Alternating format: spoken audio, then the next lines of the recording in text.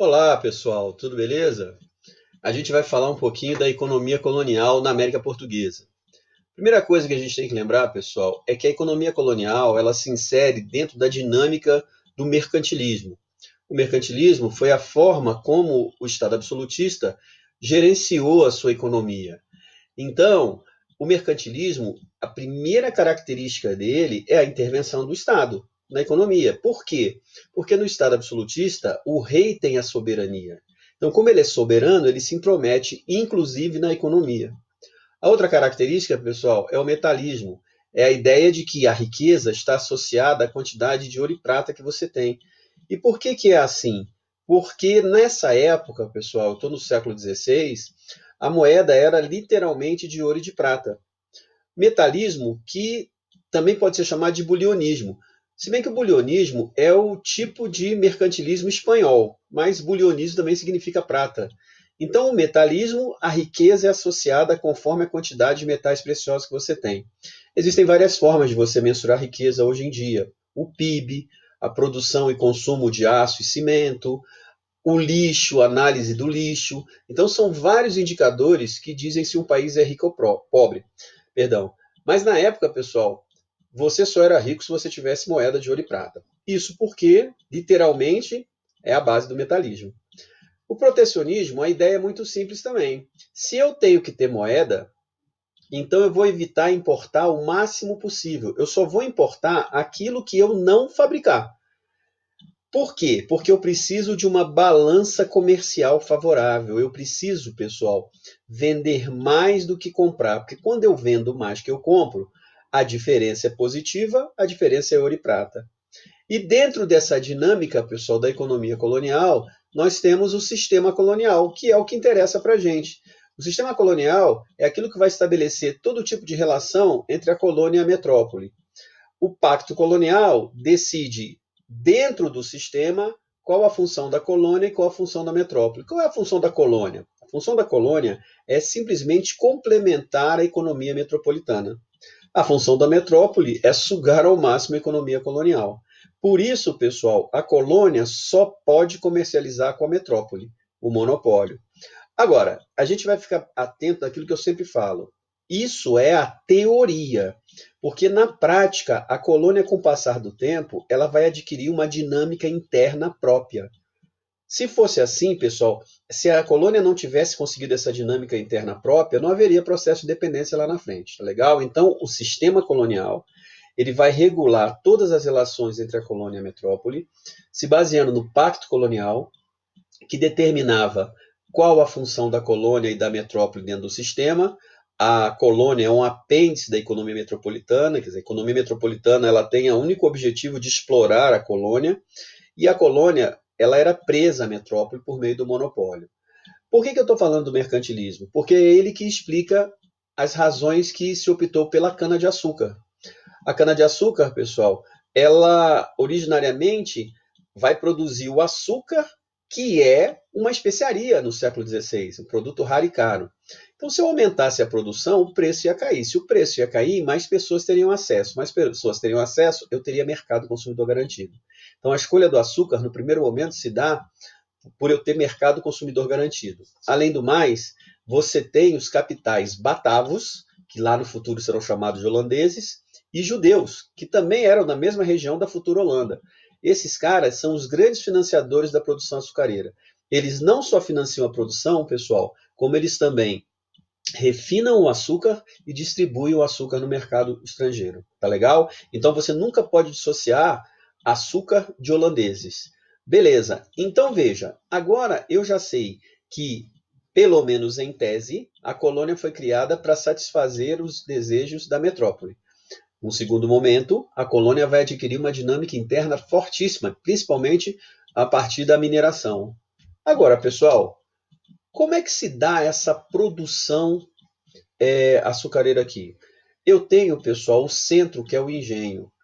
O engenho que era representado pela Casa Grande, onde você tinha ali além do poder, porque o senhor de engenho morava lá, você tem uma arquitetura imponente. A ideia da arquitetura, pessoal, a arquitetura, eu sempre falo isso, ela é muito mais do que otimizar espaço. A arquitetura ela pode ter uma função política e ideológica. Então, a Casa Grande ela era sempre clara, ela ficava no alto, para dar a ideia de estar vigiando, para dar a ideia, pessoal, de pressionar todas as pessoas do engenho. Porque você sabe que legalmente o senhor de engenho ele era limitado. Por exemplo, ele não podia matar nem o escravo dele, ao contrário do que as pessoas pensam. Mas na prática, pessoal, o senhor de engenho matava até a mulher dele e não acontecia nada. Isso é porque os latifundiários aí controlavam o poder político, então eles controlavam até a própria justiça. Então, por isso que a Casa Grande simboliza o poder, porque o senhor de engenho, na prática, não legalmente, o senhor de engenho, ele tem praticamente um poder ilimitado ali dentro. Então, a arquitetura do engenho, ela é mesmo para as pessoas temerem, para as pessoas se sentirem vigiadas. E lembrando que o engenho, ele também tem seus conflitos internos entre o senhor e a sinhazinha. O casamento do senhor com a sinhazinha geralmente era um casamento muito desigual em termos de idade e muito conflitante. Então havia o que a gente chama de conflitos horizontais dentro do mundo do engenho. É interessante que a sinhazinha, de uma forma geral, se alinhava à preta velha contra o senhor do engenho. E a sinhazia exercia até uma religiosidade diferente da dela, ela fazia práticas de religiosidade diferente da religiosidade católica dela, para poder combater esse poder do senhor de engenho. Agora, pessoal, se eu tenho quem oprime, eu tenho que ter o oprimido. A senzala, ela é, obviamente, o símbolo da opressão. O oprimido está ali. Mas a gente tem que lembrar o seguinte: é fundamental que você entenda que a escravidão, ela em si só, ela é uma violência. Claro, a escravidão em si só ela é uma violência. Mas, pessoal, a escravidão não se resumia à violência. A escravidão também havia negociação. O que eu quero que você entenda é o seguinte: o engenho médio podia ter até 60 escravos. Esse engenho com 60 escravos, pessoal, ele tinha no máximo 10 pessoas brancas, e aí incluindo o branco, o mestiço. Os engenhos eram distantes um dos outros. E a pergunta é muito simples: então por que que os escravos não se rebelavam sempre contra os brancos, entre aspas, do engenho? Porque a senzala também era um espaço de conflito. Olha, isso é muito importante que eu vou dizer. O senhor de engenho hierarquizava os escravos, e os escravos absorviam essa hierarquização. Quanto mais próximo da Casa Grande você trabalhasse, melhor você era tratado dentro do engenho. Geralmente, pessoal, o escravo da Casa Grande é o que tinha a pele um pouco mais clara em relação aos outros ou as feições mais finas. A explicação é simples, né? O europeu ele quer se aproximar, pelo menos em tese, de alguém com as mesmas características físicas dele, mesmo que distantes. Então, havia dentro do engenho esse conflito. O preto da casa, ele dificilmente se relacionava com o escravo que cortava grama. Dificilmente o escravo que plantava. Você tinha também o capitão do mato. Às vezes era um branco que recebia uma espécie de salário, só que não existia salário mensal na época, era quase tudo anual. Mas boa parte das vezes era um escravo também. Então você imagina se esse escravo que persegue escravo, se ele ia dormir na senzala. Geralmente, esses de melhor trabalho ali, na Casa Grande, o senhor, o capitão do mato, inclusive o escravo que dava o ponto dentro da casa de engenho, dava o ponto do melaço, esses às vezes tinham até casas separadas, porque a escravidão é uma negociação e a gente vai falar muito disso. Não é só violência, é claro violência em si, mas não é só. E nesses últimos vestibulares tem se falado muito mais dessa negociação. Escravos tinham famílias, claro que as famílias não duravam, porque dependendo da vontade do senhor, ele podia vender todo mundo. Mas dependendo da função do escravo também, a família dele era duradoura. Por exemplo, que dá o ponto lá no tal do melaço que eu vou falar daqui a pouquinho. Tá legal? E nessa relação de conflito entre a Casa Grande e a senzala, você tem a capela. A função da capela era minimizar esses conflitos aqui, minimizar os conflitos aí, conflitos verticais. Veja, pessoal, ela minimiza, ela não consegue terminar com conflito. Você sempre vai ter fuga, sempre vai ter rebelião e engenho, mas ela minimiza. O discurso da igreja vai ser um discurso, então, de apaziguamento dentro do mundo do engenho. Tá legal? Lembrando que a casa de engenho é onde você efetivamente produzia o açúcar. Pessoal, a cana ela era levada para a casa da moenda, ela era moída ali para fazer a garapa, depois ela era enviada para a casa das caldeiras e cobres. Aí, pessoal, se fervia essa garapa para fazer uma espécie de melaço. Esse melaço, para dar o ponto de. Era necessário muitos anos de experiência. Então você imagina, o escravo que dava o ponto no melaço, esse escravo, ele tinha casa separada, o filho dele acompanhava desde cedo para aprender a profissão, ele tinha família estruturada. Veja como é que a gente tem que quebrar esses paradigmas que sempre foi violência. Volto a repetir, a escravidão por si só é uma violência, mas havia espaço para negociação. Tá legal? Então, essas unidades do engenho, pega o Enem, por exemplo, que é uma prova imagética, o cara pode colocar lá a representação da Casa Grande e embaixo colocar por que, que ela é assim, por que, que ela é imponente. A ideia é de fiscalização mesmo. Então, a senzala lembra sempre desse espaço de conflito, e aí o espaço de conflito horizontal também. Escravo contra escravo, porque os escravos eram hierarquizados. Era uma forma de você amenizar as tensões. A capela, a igreja que vai amortizar, todo engenho tinha uma capela, e a casa de engenho é onde você fervia a garapa na casa das caldeiras e cobres e depois era levado para a casa de purgar, onde esse açúcar era seco. Lembra que aqui nesse período não refinava açúcar. Ele era refinado no exterior. Aqui você tinha o açúcar branco e o açúcar mascavo. Tá legal?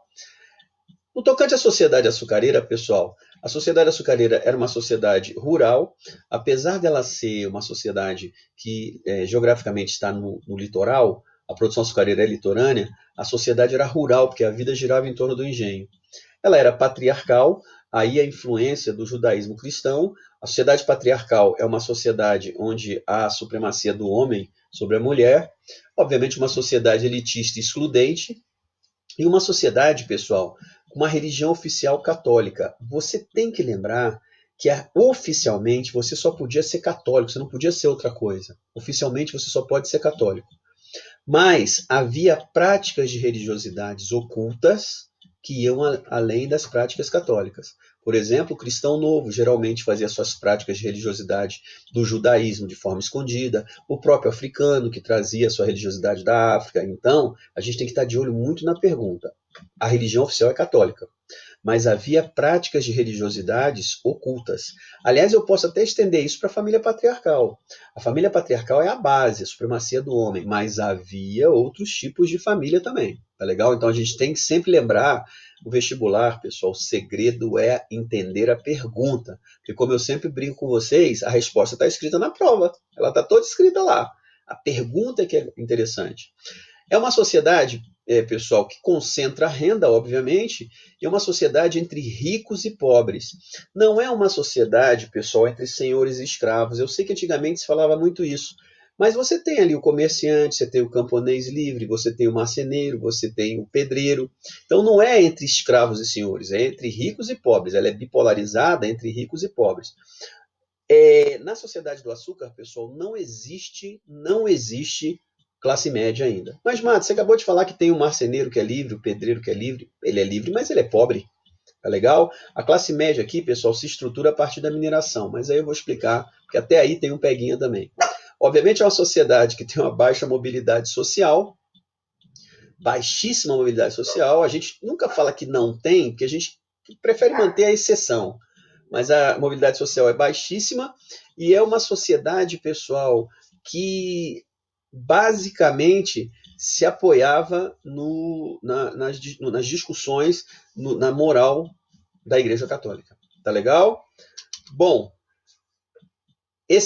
o segundo assunto é a União das Coroas Ibéricas, é o momento onde você tem o colapso da economia açucareira. Isso tudo está influenciado pela questão holandesa, a saída dos holandeses daqui, o fim dos investimentos, mas isso aí é tema para outra aula, tá bom? O que você vai fazer é pegar depois a sua apostila, vai ler a economia açucareira e a sociedade, vai fazer os exercícios e a gente se encontra em outra aula para eu explicar a União das Coroas Ibéricas, ok? Um abraço a todos.